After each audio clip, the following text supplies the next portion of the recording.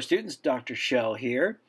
This is a short introductory lecture on the things that keep us from talking about ethics. So it's called The Six Threats to Ethics. It's based on a book by Blackburn called A Very Short Introduction to Ethics. By the way, that's a really great series of books called The Very Short Introductions by Oxford Press. They have them on almost every topic, and they're, as they say, very short. They're just little books, and they just cover, have one on everything, written by scholars to really just sort of nail it. So if you want to study Russian history, if you want to study the latest things in cloning, they have a very short introduction that will cover that topic. They're cheap, and you can really get to the heart of the topic. They're a great place to start if you have to write a research paper. But Blackburn, in his little book, includes this, what he calls 7 threats to ethics, but I don't like one of them, so I threw it out. So if you're really curious, you can go look it up and see which one I left out. But when he says threats to ethics, in other words, this is not the kinds of things that people do that make them unethical. These are the kinds of things that keep us from even being able to talk meaningfully about ethics. And so there are 6 topics here, and you'll see how they sort of almost are like, it's like people just, I'm going to take my ball and go home. So when you start talking about ethical issues, and then suddenly they just throw one of these topics, kind of like an intellectual grenade, and they think that that should end all debate. And so what they really are is just ploys to end the debate, because they usually don't have a very thoughtful and strong argument to make. So take good notes, because there is a quiz on this, and this is it. So the 6 threats to ethics. The first thing that I want us to think about is the fact that we are living in a world that is perhaps less and less religious, particularly in the developed world.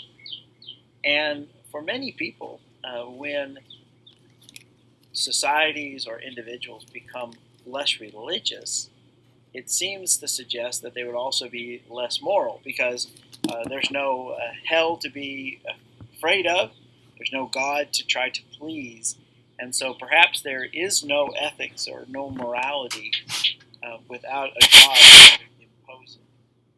And this is no slight on people of faith, but think of it this way, that even if there is no God, I know what it's like to be treated unjustly. I know what it feels like to have something done to me that is cruel, unkind, or unfair. And the fact that I do not like that implies that other persons would not like that either. And so one of the ways to sort of approach morality and ethics without a God is by way of empathy, in saying that we are all humans in the same condition, and that the idea that I should treat somebody the way I want to be treated doesn't seem to be a particularly religious connotation, although it's found in every religion in the world just about. It seems to be a universal truth that helps us root morality and ethics in a sense of empathy and shared human condition. For many people, the idea that there is no God sort of stops all discussion about ethics, and that certainly doesn't need to be the case.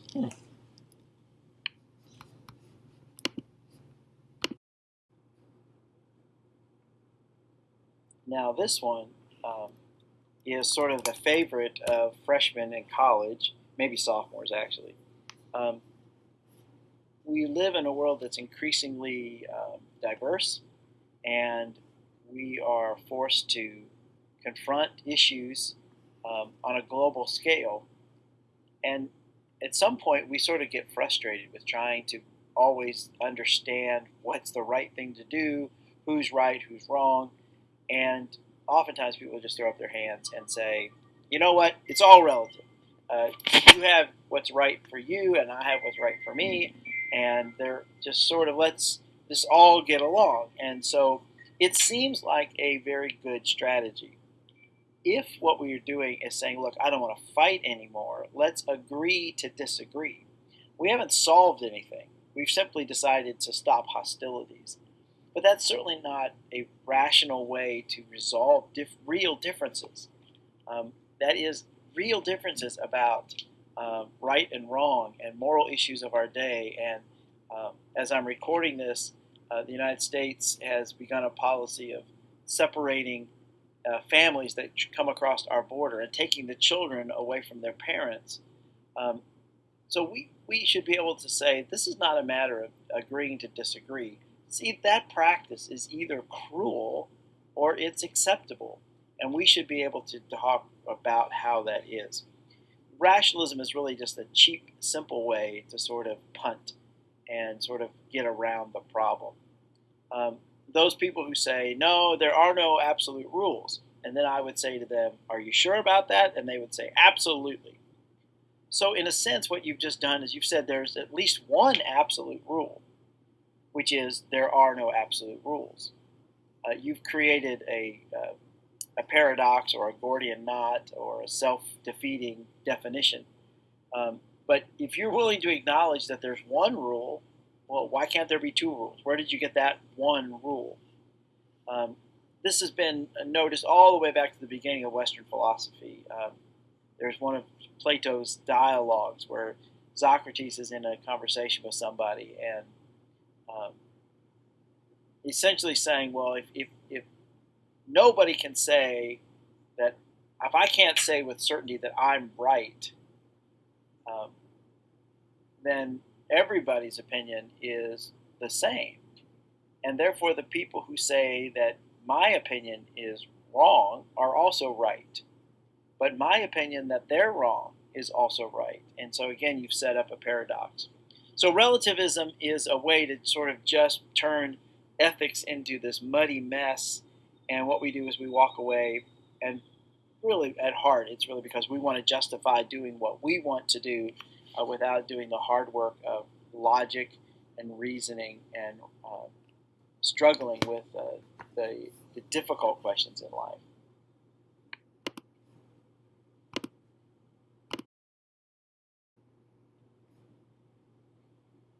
And so you could see where relativism would lead us very quickly into what's called egoism. And that basically says that I'm the measure of everything. That, of course, would mean you're the measure of everything, too. This, again, has deep roots. Pythagoras, all the way back, even before Socrates, said man is the measure of all things. And he meant, really, a person is the measure of all things. So that all ethical reasoning really comes down to what I prefer. But you could see where immediately this breaks down, because if it's right for me to do whatever I want, and therefore I enjoy torturing you, we have now set up a problem because you don't particularly like to be tortured. And so what we have really done is said that it's basically every man for himself, and that basically whatever you feel like you want to do is okay. And yet nobody wants to live in that world. I would love to live in that world as long as I'm the only one. But as soon as there's two of us, and we might individually be seeking things that are at odds with each other, we realize that ethics requires something to do with other people.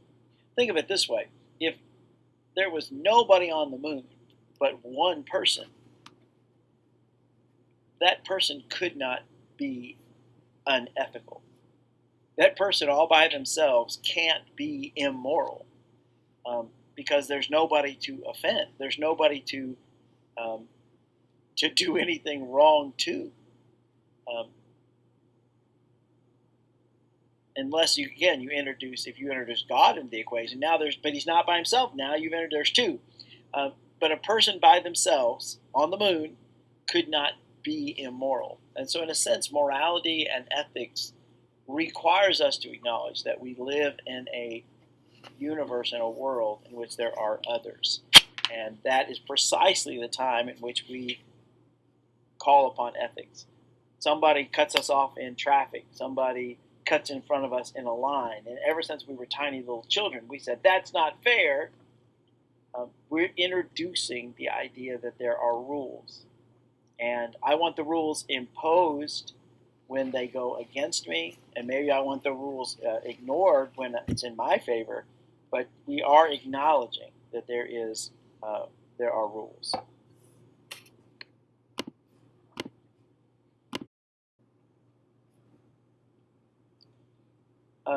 All of these questions of ethics and morality, they've been around a long time. In my introduction to philosophy courses, I usually bring up the point that philosophy really only asks three questions: what is true, what is good, and what is beautiful. And for 2,500 plus years, people have been asking those same questions. And so it's not surprising that what Blackburn gives us in this book, many of these things you would find in many other textbooks and many other writings of philosophers about ethics. This one, I think he's very interesting. This is very novel. I think this is probably the most novel part of his little chapter here, is the idea that what gets in the way of our ethical thinking is our bias toward evolution. Now, he doesn't just mean like Darwin's theory that the world sort of evolved. But what he means is that we have a bias that things are changing, that change is good, and modern is better than ancient. Modern is better than medieval. And so we have this bias that we might look at moral discussions or moral actions or immoral actions of the past and assume that we are at a better vantage point than they were. And again, it sort of begs the question, if you live in the United States, arguably the richest country on the planet, and you ask yourself, why do we have people who are homeless? Why do we have poverty? Why do we have people who cannot get or afford health care? Then you have to say, is this the absolute best that can be? Was there a time, a culture, a society in which things were better? And just because it happens to be the 21st century doesn't necessarily mean that everything, all of its ethical thinking are better. And so, and particularly in the area of ethics and medical ethics, for example, and scientific developments, really call into question, because we are facing things in technology that are running far ahead of what we have really worked out ethically. Recently, in one of my courses, we were talking about there's been a development where they can sort of splice the material of two eggs. There's a condition in which women's eggs will not come to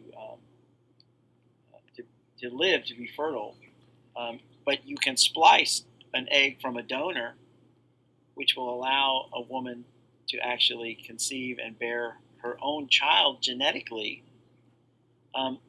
But essentially now this child has three parents, and very little thought seems to have been given to the ethics of creating this child, because the technology is there and it can be done, and in fact has been done, without sort of parsing out the ethics.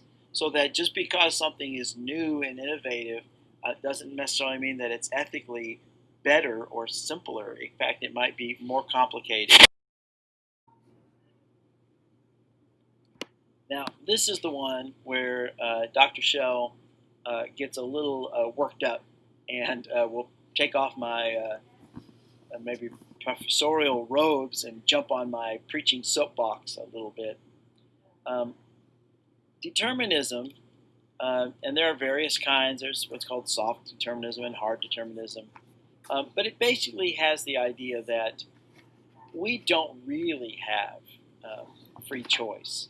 That the world presents to us a fixed reality, and we really are only choosing among a very small select options. And if you take this to its ultimate extreme, it's saying that when what we choose is really unchoosable, it's chosen for us um, in this sort of closed system. And this goes back to the idea of saying, look, we are really biological systems. Everything that goes on in your head is a chemical reaction. And so we are reacting to our external stimulus. And so our choices are really, our idea that we have choice is just an illusion.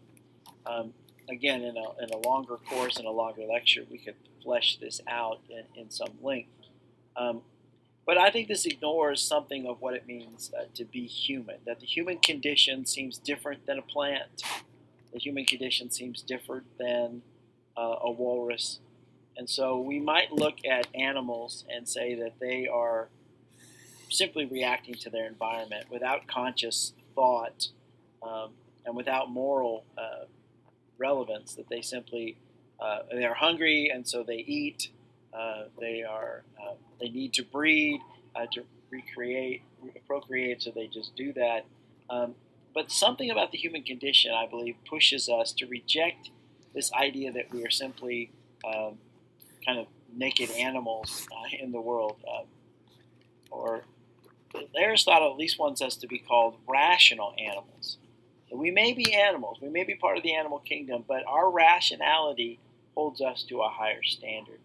The thing that really drives me crazy is when people will say, in reference to an ethical breach, they've done something evil, wrong, sinful, egregious, you pick the word, and then they will defend themselves by saying, I didn't have any choice. Now, that person is really not being a philosopher. They're not saying, I believe in hard determinism. What they're usually meaning, and in sloppy thinking, is the other choices weren't as appealing. I didn't like the other choices. And so I did the thing that produced the outcome that I preferred. So determinism is often just a lazy way of trying to say, I just did what I wanted to, and we're back to egoism. I had no choices often just means I didn't like the options. And so we have to say to ourselves, are we willing to give ourselves that sort of get out of jail free or that pass? Or do we say, no, we actually have duties and we choose to hold to that, even if it turns out badly for us because it was the right thing to do. I did it the right thing, even if the outcome is one that I don't particularly enjoy or appreciate. We sort of live in a world where happiness has become the determining factor. In the ancient philosophers, they talked about the good life, not the happy life, the good life. And the good life was one filled with virtue and intentionality, not simply seeking pleasure at all costs. And lastly, we come to this idea that what can get in the way of our ethical decision makings is a demand for clarity and for decisiveness that is ultimately unrealistic. This can take the form of sort of throwing up your hands and saying, you know for sure what the right thing to do is. You shouldn't do anything. This is sort of that idea that the perfect is the enemy of the good. So this you see this a lot in government. So one group of people has what they think is the perfect bill, the perfect law, the perfect policy, and another group disagrees with them and rather than compromise to some good that could actually pass and actually do good in the world, people are unwilling to even entertain anything other than the perfect. And so actually what happens is nothing gets done. This is often illustrated in there's a French philosopher. It's called Bearden's ass, meaning his donkey. And the paradox, it's sort of a paradox. And basically, you imagine here's a donkey, and he's starving, he's hungry as all get out, and he comes into a situation where there are two identical bales of hay, and he has to decide which one he should munch on. And they're both identical. There's no reason that one is better than the other. And so, in the paradox that he suggests, that actually the donkey eventually will just die of starvation because he cannot decide which one he ought to choose. And many times people, again, approach ethics this way, and they're sort of like, well, since you never know for sure what is the best thing to do, because you don't know the future, and you don't know what possible other choices there are. You don't have all the information you want, which is what the existentialists say is the human condition, is that we never have all the information we want. We have to make a decision in the present, but whether or not it was a good decision will only be made clear later. In history will judge whether we did the right thing, but we have to make it in the moment. And again, this is the idea that sort of ethics just comes to a grinding halt, and we can't do anything because we don't know what is the best thing to do. And that's an unreasonable demand. Better to work through logic and through reasoning and have a criteria of what makes something more reasonable than the other, and then to do the most reasonable thing, the thing for which we have the most reason. This is why we say we want to act rationally. When you look at various options, the one that has the best reasons is the most reasonable. The one that has the better rational component is the rational thing to do. And so this is one of the things that we want to be careful that we don't simply throw up our hands, because if we don't know what is the absolute right thing to do, that we can't do anything.